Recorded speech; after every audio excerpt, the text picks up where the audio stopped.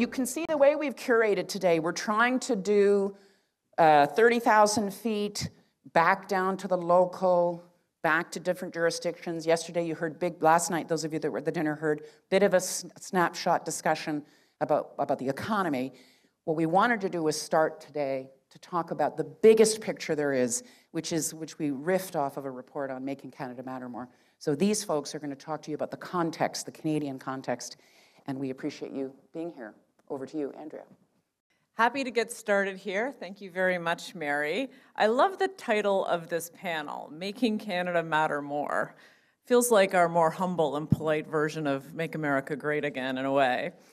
But the title is pulled from a public policy forum publication, which is authored by two of our panelists, to strategize on how Canada can matter more, both to the United States and globally, in a time of geopolitical uncertainty. Many of the assets that are explored, the Arctic, critical minerals, energy, aren't obviously city issues.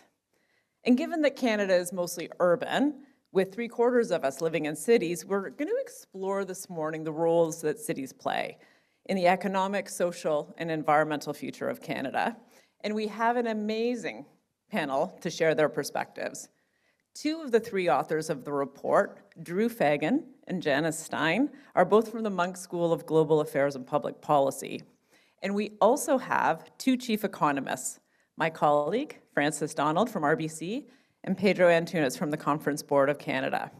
So maybe, to kick us off, I'll ask a few questions, but then they'll come in on Slido, so please let's let this be interactive. But we're gonna kick off maybe with the economics part of it. And Pedro, I'll start with you. The Conference Board just put out a report noting the modest growth in the last quarter. Do you see this as being uniform across the country, or are we seeing differentiation in different regions and cities? Oh, well, that's a good question. In fact, I would say it's been remarkably similar because the impact on the economy is really one of high interest rates, high inflation that really ate away at purchasing power for a lot of households. And so it's very much reflected across most cities, across most provinces. What we're seeing is that weakness in consumer spending driving that kind of weaker growth. There's also kind of pan-Canadian, and I want to talk a little bit more about this later, but weakness in business investment, which is an ongoing problem. And if we get into issues around productivity, we can touch on that as well. But what's remarkable about the last couple of years, and again, dramatic changes going forward, is what's happening with the demographics. And I just wanted to mention some of that because just 2 weeks ago, and I guess it was the 24th of October, we had an announcement from our Minister of Immigration, Mark Miller, around cuts to non-permanent residents. So that's going to be a very dramatic change from what we've seen in the last couple of years, and it's going to have an impact on employers across Canada, and again, affecting pretty much all regions, and probably the bigger centers more than some of the smaller centers, but it's going to be a massive impact. And just to say that over the last 2 years, we've had very weak economic growth, especially, well, when I say 2 years, I mean 23 and 24, so 24, we're almost at the end of it, but very strong population growth, demographic growth that I never thought I'd see, 3% growth in 23, 24, compared to what is typically around 1 or 1.2% growth in population. So just such a dramatic change in the fundamental driver of the economy, and that's affected, across Canada.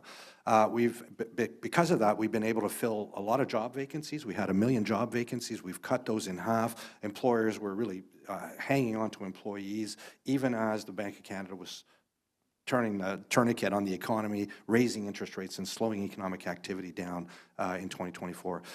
So now we're moving into a period where population growth, according to the plan that the federal government and the immigration minister announced, is going to be negative.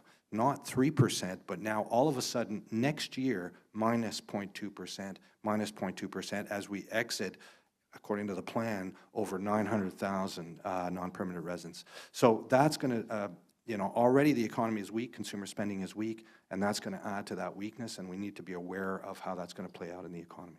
Okay, great. Frances, I'm going to let you add any perspective you have to what he said, but maybe if you can also layer in upcoming tariff wars, stuff in the U.S., what do we need to also be paying attention to, particularly from a city context around, protecting vulnerable regions? Oh, there's a lot in there.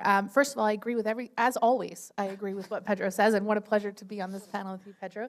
I'll add that I completely agree. Regionally, the impact and the growth is it's the same themes across the regions, but it's not the same themes by income group. And I have to tell you, Andrea, I'm having a little bit of an existential crisis with economics in general right now.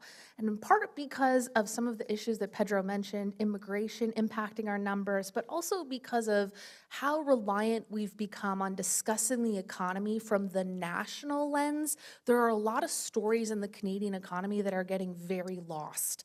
So when I turn on the TV and I see CBC or BNN talking about GDP is resilient, the economy's not in a recession. What are you complaining about? I think we're losing the fact that actually there are portions of this economy that are very much in a recession, and it's low and middle income Canadians. Yeah. Now remember, we say everybody has the same inflation, but that's not true at all. Low income and middle income Canadians, many of whom live in cities, have experienced higher inflation because a larger share of what they consume is food, energy, and essentials. Low-income Canadians are now spending 105% of their disposable income on essentials. That means they're going into debt or they're just saving just for essentials. High-income Canadians are benefiting from resilient home prices, stock markets that are doing well. And because high-income Canadians spend more in our economy, the aggregate economy looks a lot better than what's happening under the surface. And when you add on top of that population growth, a lot of our data looks just fine, but people in Canada are not just fine. And I really fear for my profession if we don't start being vocal about the fact that our traditional indicators are not telling the Canadian economic story. What a great point. I just can't resist. Please go ahead, Jen. Such a great point. I'm just going to go off script for a moment because I read something this morning in which one of our leaders talked about a vibe session, not a recession, right? Well, the only people who talk about a vibe session are people who are not experiencing what you just talked about, Francis.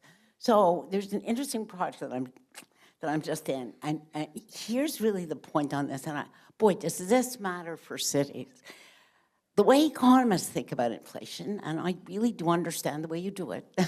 There's core inflation. I get all the differences. Is not the way that group of people that you talk about think about inflation. They think about how much did a carton of eggs cost 2 years ago or 2.5 years ago, and what am I paying for it now? And do I buy it or not?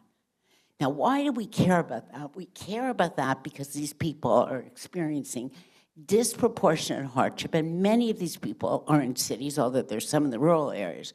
And I'll tell you another reason why we care about it. They're Trump voters. Mm-hmm. And the more people say, the economy's great, what are you talking about?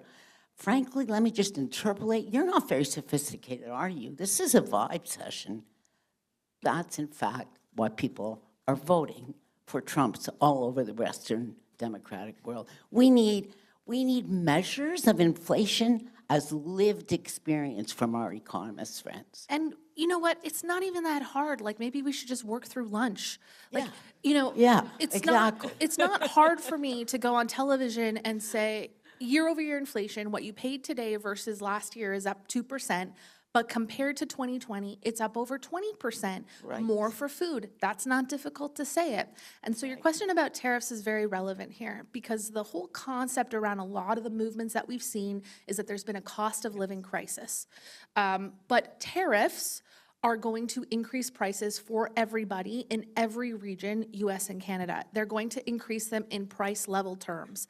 And therefore, central banks and economists will say it's a one-off shock that drops out of prices afterwards. But for most Canadians and Americans, it will be a permanent shock. And the word permanent is very different for folks than one-off. So we need to be careful about that. Yeah, so, I mean, Janice, you mentioned Trump and people voting for Trump, and certainly the tariffs are there. Drew, the report was released in September, before the election. I'm curious if there's any changes that you would make to the recommendations or even the headline of the report, given what we've been seeing.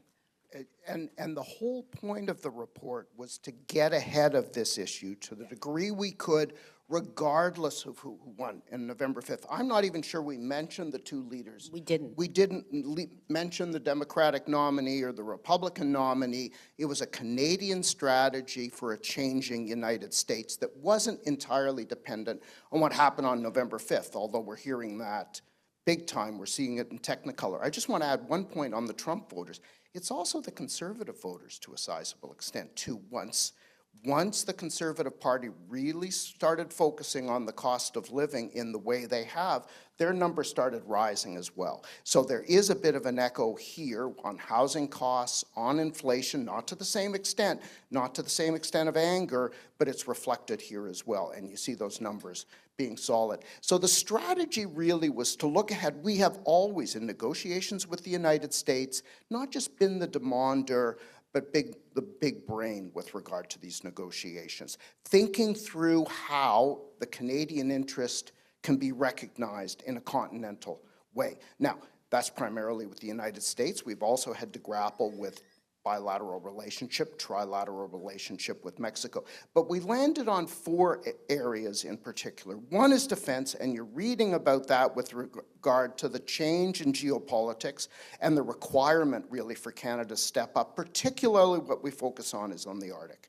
And then we focus in 2 areas, critical minerals, thinking about what is the real resource, the benefit that Canada brings to the United States and to us. Like energy in the free trade agreement, we think critical minerals and deeper integration with regard to energy as well. What does this all mean for cities? Again, the 4th is technology, actually, which is based very strongly in cities, but it's also about higher productivity. It's about the Canadian interest in building our economy. And there's so much to do, and the challenge in these areas is as much ours as theirs. So when we think about this relationship going forward, essentially what we're saying is we're not alone.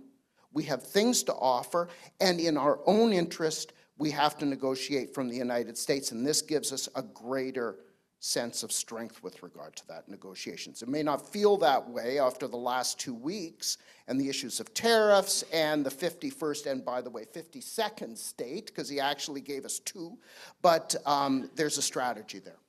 Okay, that's great. And part of the report actually talking about technology and AI actually mentions the fact that in order to scale our energy and our critical minerals, we do need that, and recruitment will be a big issue. So maybe I can ask everyone if who's interested, like, comment on, we need to attract the best and the brightest to be able to do that, and part of that is the urban landscape we're able to offer. What are the kinds of things we need to be thinking about if that's what we need to do? Yeah, I think that's a really critical point, Andrea. The technology was the 4th pillar, but in a way it's the platform. It's better to think about it as the platform which undergirds absolutely everything that we're going to do.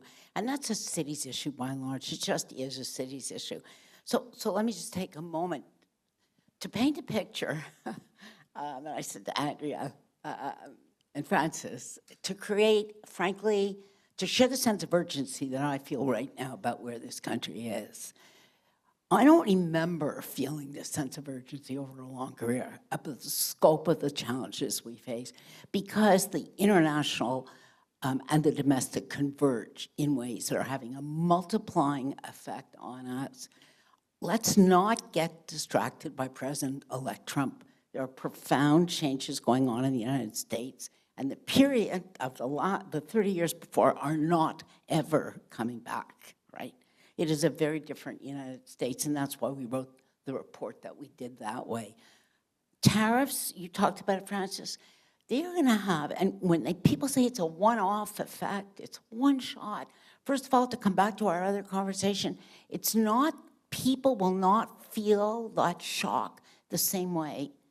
It will depend on how much insulation you have, how resilient you are, and there's going to be, to put it bluntly, a class difference here in the way people feel it, and it's going to compound some of the problems we were talking about in the earlier panel this morning. It's going to compound the anger too, and it's going to compound polarization, and we need to understand that and build on that and plan for that.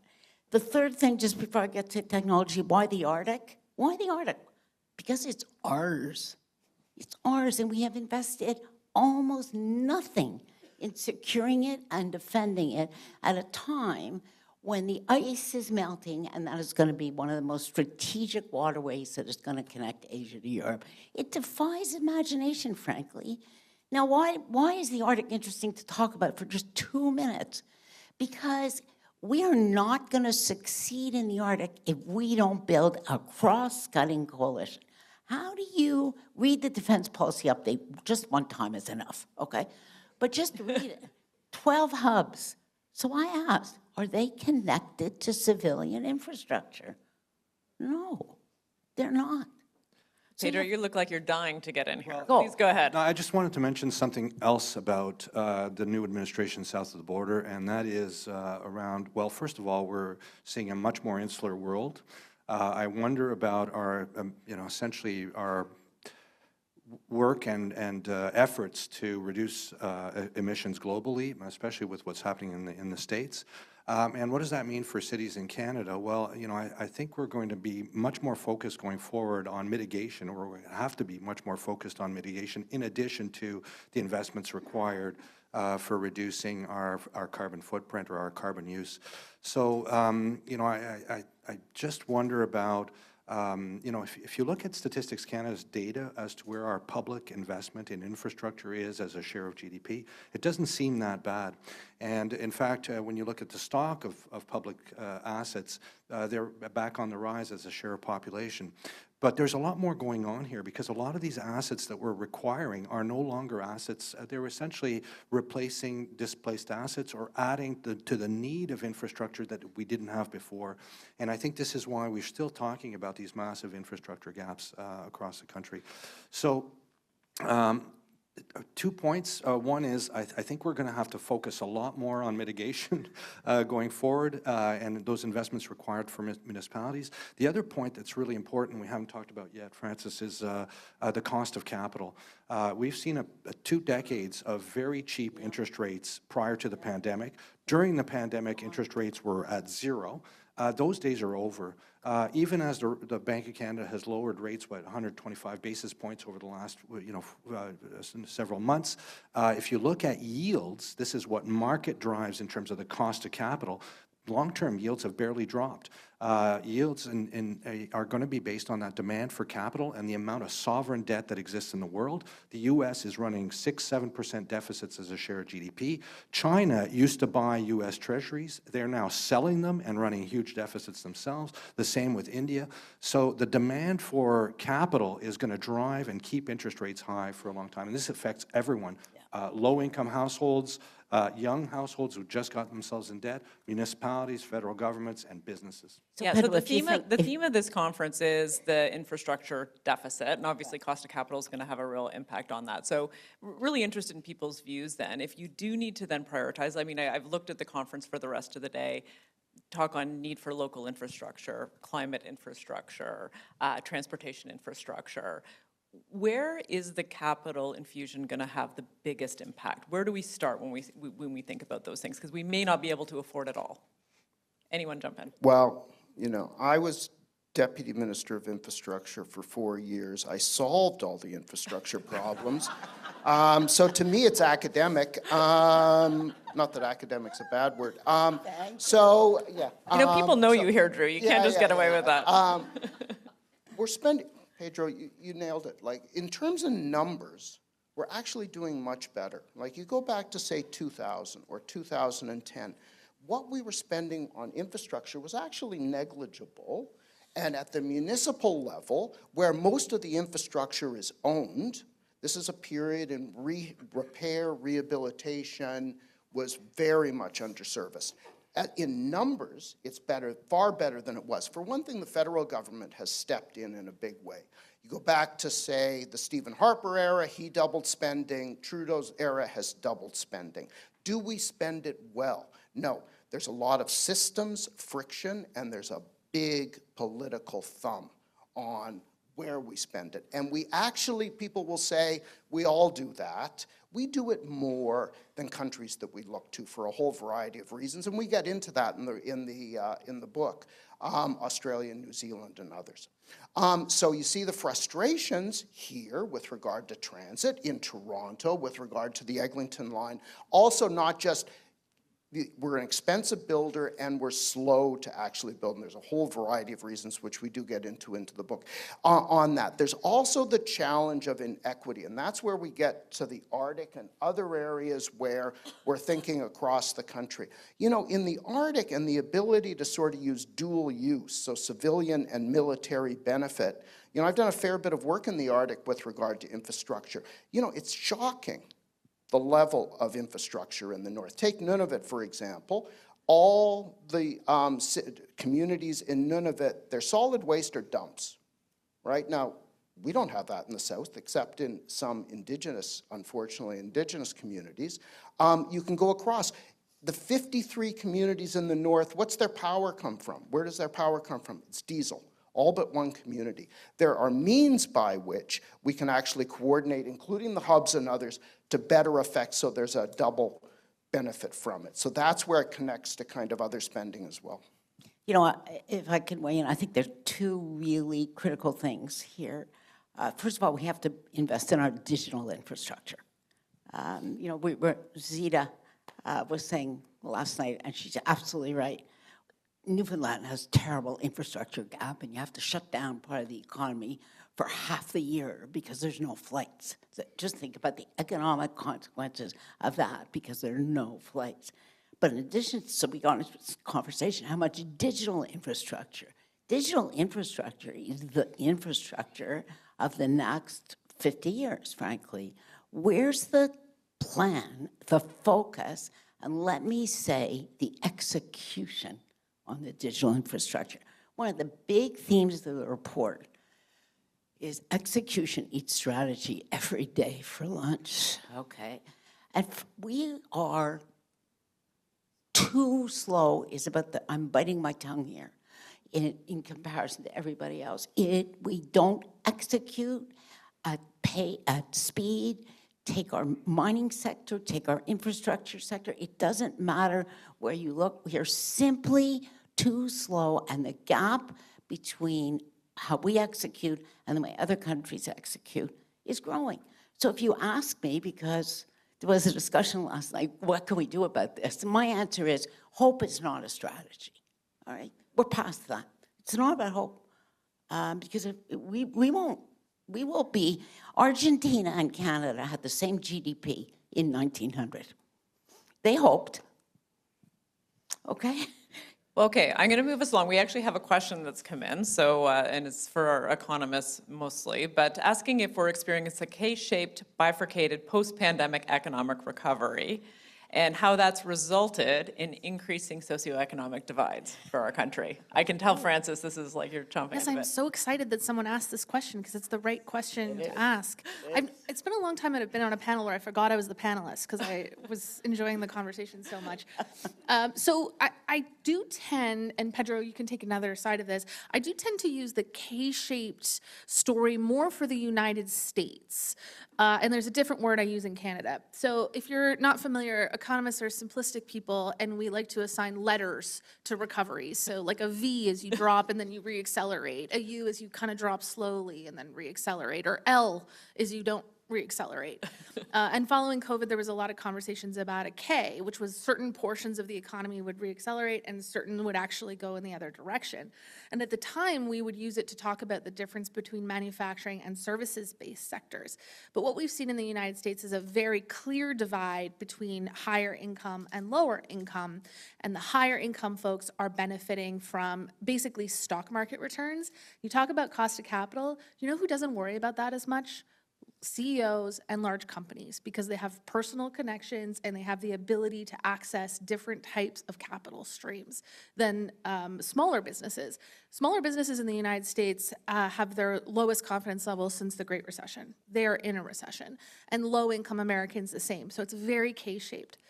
In Canada, I use a different word, and maybe it's semantics, which is unevenness. because the real challenge, the group that has been most disproportionately falling behind is actually middle income. It's the second and third income. So though that group has seen real wages rise about 3% in the past 3 years, whereas high income have seen real wages rise about 13%. I can't remember if I used that statistic today already, but that's how important it is. I'm going to say it twice. So it's the middle there that is really suffering over that. And I'll reiterate a point that I made, which is that inflation is hitting groups differently. So if you're a renter, your cost of living crisis is much worse than if you're a current homeowner, even with rates moving higher. And I just, while I have the mic, want to emphasize two things. Cost of capital. One of the challenges I expect for Canada is, folks don't know this, but, and I only in the past couple of years came to recognize this, about 80% of the move in our market interest rates are driven by what's happening in the United States. So we have a forecast that the Bank of Canada is going to cut rates down to 2%. It's a little bit more aggressive than some other shops, but that the US, because they're experiencing an AI boom and they own, operate, and are benefiting from digital technology more than any other country in the world, we only have interest rates going to 4% there. Canada is going to, in our opinion, lose some control over their own domestic cost of capital. And that, to me, is one of the larger issues that we have yet to address. We're talking a lot about infrastructure here, but as I'm listening to this, I'm reminded, so my 2-year-old, when it's snowing outside, he gets so excited, he puts his hat on, his jacket, his gloves, and then he runs out the door without his boots. He just goes right in his sock feet. And so no matter his grand aspirations for the top of him, he never gets very far. And I keep thinking about this conversation and how at the end of the day, to execute on all of these things, we need to attract and retain people. And we need to attract and retain businesses. And we cannot do that in the midst of a housing crisis. And anytime I talk to a policymaker and they say, how do we do this? How do we do this? My answer is always, fix the housing market. It used to be that we could hire Canadians because they were cheaper effectively to do work around the world. Like, I'm probably 80% as good as a New York economist, but I cost 60% as much. That's a good deal. But when you're in a cost of living crisis, our wage growth is necessary in this country to attract and retain the best minds in the world is no longer a competitive advantage. And so we should be thinking about our hat and our mitts and our coats. We have to do that because conversely, you can't run outside in just your boots. But I looked outside at the books and I'm going to buy all of them because fixing the housing market is the first thing that we have to do to attain all of these other large ambitions. Okay, we have a priority. Yeah. That's great. And then we build a coalition around the priority, all right? Because I think that's really critical. That's critical for every one of the targets that we had in the report. We need a coalition where private sector leaders lean in around the goal, around one. Make the hard choices that housing, that's where we're going to focus for the next 2 years, and we will just not put the other stuff on hold, really lean in, have a plan to execute with markers, and pay attention to how well we're executing. Pedro, do you agree? Is that the priority? Well, I just wanted to point out that certainly attracting people is important and having the, but also attracting private investment. And we talked about public sector investment. We're a disaster in attracting private sector investment. We're running well below other OECD countries in Europe and way below the US. And the challenge with the Trump administration coming in now, we've already seen the effects of that. Imagine a 25% tariff. What does that do? Even if it's a bluff, it is going to affect the business decision already. And we've been suffering that since 2016. In fact, since prior to 2016 when we started calling NAFTA the devil. So this is an ongoing challenge. And I would say that one thing that we never look at is our tax competitiveness, and at least at the very basic, look at that. We are not competing on these subsidies. We're not competing with the IRA on these investments and bets that we're making on battery plants. I wonder if that's the right choice. but they're very focused, very, we're picking industrial policy, we're picking winners, and that's always scary to me. Let's look at the tax regime. And, when we talk about capital income taxes, for example, the capital gains tax that we just implemented, sure, we're all for everyone paying the right amount of tax based on their income, but have we taken a step back and looked at how does that compare to the U.S.? Are we competitive in that before we make these big decisions? So I think tax reform is, and nobody talks about it. Nobody talks about looking at at investment attractiveness and competitiveness. Yeah, Drew, jump in, and then we've got one more question from the audience. One announcement I expect may not come up in the coming election, but I would expect that a Conservative government would launch some sort of process with regard to taxation and tax competitiveness. But part of the challenge with that, then, if you talk to Conservative insiders on the balance between good taxation and good policy, same thing on housing to a sizable extent, there are reasons why it's so hard to build, right, is that, you wonder how, once the report is done, they're going to really dig in, and they're really going to execute. And I'll give you one example, and that goes actually the previous Conservative government. That was the reduction in the GST from 7% federally to 5% went higher with regard to provincial add-ons. And the Finance Department tried and tried and tried again to get Stephen Harper not to do this. But he ran on this. It's kind of the flip this time. And he insisted. In this case, good tax policy would probably reductions, and you know better than I do, reductions in certain areas, and you ran them off, Pedro, and probably an increase in the value-added tax. He will not touch that, if that's the advice he gives, for populist political reasons. So there's that balance with regard to execution that we're having challenges with. Okay, and our question is tax-related for sure. Is inflation hitting regions differently? Thoughts on whether we need to redesign our federal transfer payments? Is this a political wedge issue potentially as well? Oh, God, I shudder. I just shudder at the thought of the person power hours that would take inside, at the distraction that would create in the community outside. Again, I think this is the kind of question that we actually have to take very seriously, because we can't agree on this panel on what the priorities should be, right? And that's why we frankly don't have any priorities and don't execute against priorities that we don't have. So it's not that one is better than the other. It's that without one or two or three priorities and a plan for execution, we will be here, Mary, 3 years from now, and we will be having the same conversation. And I think the priorities, frankly, as I look out, have to be set by people in this room. They have to be set by private sector leaders, by leaders in civil society, by communities, and by universities. And the message goes to the government, this is what we care about. I'll give you a concrete example. We recruit, that's what we do at the U of T. We recruit because we are an international star among universities, the only one in Canada. We can't maintain that status without recruitment, okay? So they know beforehand they're going to pay higher taxes when they come here.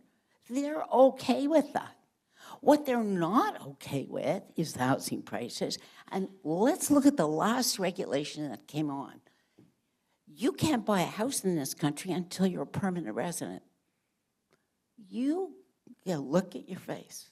You go recruit people, the talent that you want to maintain what we have, which is really critical for the productivity in this country. And you say to them, sorry, you're going to have to rent because there's no exemption for the class of recruits that we need to invest in a high talent economy. Now that approach is lunacy, frankly. There's no priorities in which you say, I'm going to give up tax reform for 3 or 4 years in order to focus on the housing market. And this is the crunchiest example, because I've had the conversation with a colleague who actually is going through this process now, and people are everywhere. The transfer payment question is really relevant with regard to infrastructure, which is our focus today, particularly municipal infrastructure. 30 years ago, 40 years ago, municipalities had a minority share of the infrastructure. But with transfers down from higher orders of government, they now have 60% of the infrastructure. They have 12% of the taxing power.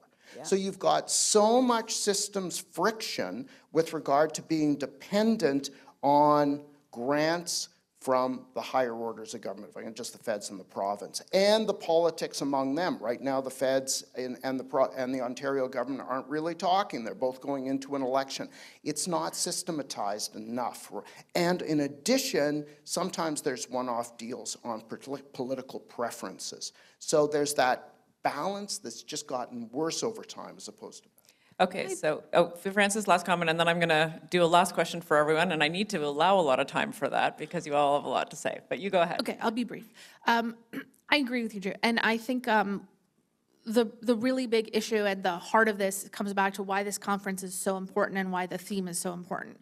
Anyone who took an Econ 101 class was taught economics effectively through a demand-side lens, which is how well the economy does is based on our willingness and ability to buy things or do things as companies or people. Do I want to go to a restaurant, and can I go to the restaurant? But in the past 4 to 8 years, our economy is shifting to a different driver, supply side. I may want to and be able to go to a restaurant, but it's not open because it doesn't have enough people to work there. I may want to and be able to spend money on building housing, but I can't because we don't have the underlying water or sewage infrastructure that exists there. I may want to and be able to buy an iPhone, but I can't get it through a port. And I've been very loud about this. The dollars that we spend on demand-side policies, like giving people money to buy homes, increases the amount of demand and increases prices for those. But if we spent that same amount of money on infrastructure, and that's why getting the transmission mechanism of that is a very important question and why we should examine where is it going and how does it go and how do we get more money there, will actually reduce prices. If we built more homes, prices would decline. That's a simplistic example. I know it's more complicated than that. So I think one of the most important things we need to do as we have this infrastructure discussion, especially from the public lens, is realize that a dollar spent has radically different implications for inflation and growth. And a dollar of government spent does not necessarily produce inflation if it's on things like infrastructure. And we need everybody to be so loud about that because there's still a prevailing view that any dollars spent from government are inflationary. They are empirically not if they are spent on items like infrastructure. So getting the mechanisms and the transmission mechanism right is a core question. And I want to thank whoever asked that one because it's not something I'd thought about, so I appreciate it. Okay, so we're going to try to wrap up. I tried last night to do one of hope. We are not going to do hope today. No. We've talked about a bias for action. We've talked about the need for ensuring that our cities are places where everyone, low, medium income, can live and live well. Infrastructure is the theme of this conference, and Janice's are just to prioritize. So if each of you could say, with that bias for action, if we're going to develop coalitions and try to get shit done, what is the priority we should be focused on that will have the biggest impact? Start with Pedro. Okay, well, I do have something specific, I guess. In terms of our productivity challenge that we kind of alluded to a little bit, but we didn't get into, one of the big declines or big causes of decline in productivity that we've seen in the last 2 years, it's very focused on different industries. One of those industries is transportation, the transportation industry. There's 2 subsectors within transportation that are down in terms of productivity. One is public transit. And it's down because there's a lot less users and we still have the same infrastructure. We still run the same buses and trains, still have the same people operating those, just the usage is down, so the revenues are down. That affects your productivity in that sector. And because of that decline in use of public transit, we have congestion everywhere. It's not just the big cities, it's everywhere. So my suggestion is, rather than investing in electric vehicles for everyone, and 5-ton vehicles that cost $70,000 and more, perhaps a solution would be to get people back using public transit. And the way to do that is to subsidize it and to invest in public infrastructure. Okay. It would solve One vote for public transit. That's good. I'm going to move us along because we've got 2 minutes left. Francis. Well, I've already mentioned it, boots first, build more housing. I know that's more Housing, complicated okay. than I said, but I just need to say, I was also going to say congestion. Just a reminder, Ontario is 40% of Canada's GDP. Toronto is 20%. You can't move around. You want to fix productivity, start with congestion in Toronto. So congestion or I don't even housing? live there. Yeah. Congestion or housing? We appreciate you I have advocating to on our pick behalf. Yeah, it's a Okay, priority. housing. I'll pick Housing. first. Okay, Janice. Digital infrastructure. Pedro talked about the fact the United States owns and operates and benefits, and these next 10 years are going to be, that's what's going to drive their economy. The gap for us will grow. We have to invest in digital infrastructure, and businesses have to invest in training their workers on digital technologies. We will be out of the game, frankly, if we don't do it. So that's my priority, because we won't have an economy. Okay, Drew. And the point about cities and the economic drivers, so let's look at Toronto, but not just Toronto. Transit-oriented development is actually doing well in Toronto, believe it or not. Yeah. Part of the challenge with congestion in the 416 is that there's so much construction, but the Ontario line is going to be done much better than the Eglinton line, including major development, high-rise development, including rental to issues of equity at transit nodes, all transit stations. So we're making progress there. What we're not doing with regard to congestion is tolling. And if New York City can do it, come back after she stepped away, we need to start thinking about this to the point about supply and demand. The people that we subsidize in terms of transportation in the big cities, for the most part, are the drivers, not the people who are using transit, who actually, in Toronto in particular, pay most of the freight. Okay, so is that a congestion Yeah. priority? Okay. So we don't have one priority, but we have three, which is not too bad. So I think we can work on this, build coalitions, bias for action, get things done, don't have hope, have a plan. Thank you so much to our panelists. Appreciate it.